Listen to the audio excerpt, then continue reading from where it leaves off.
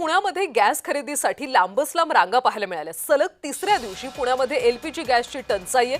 Sinhagad road परिसरामध्ये जवळपास 1.5 किलोमीटरची मोठी रांग पाहायला मिळाली। गॅस सिलेंडर मिळवण्यासाठी नागरिकांची सध्या वणवण सुरू आहे। सकाळी 6:30 वाजल्यापासून नागरिक रांगेमध्ये उभे आहेत। युद्धजन्य परिस्थितीमुळे गॅसचा तुटवडा जाणवू लागला। त्याचा परिणाम घरगुती गॅसवर सुद्धा झाला। आणि याचा आढावा घेतलाय आमचे पुण्याचे प्रतिनिधी रोहन कदम यांनी।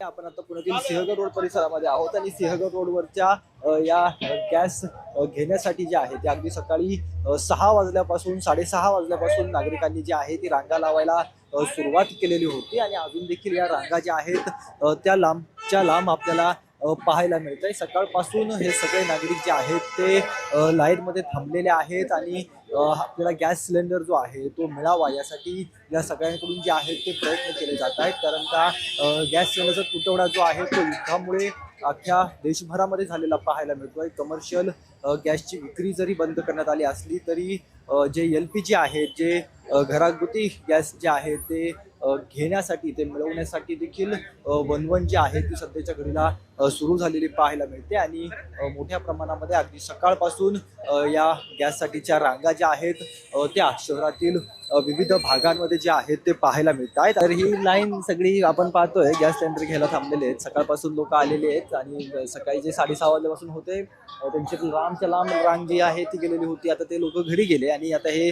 नवीन 9-10 वाजल्यापासून आलेले लोक आता साधारणतः 11:30 पावणे 12 वाजतात आणि तेव्हा त्यांना आपली टाकी जी आहे ती मिळताना पाहायला मिळते। कॅमेरा पर्सन दीप मिश्रासह रोहन कदम, जय महाराष्ट्र न्यूज, पुणे।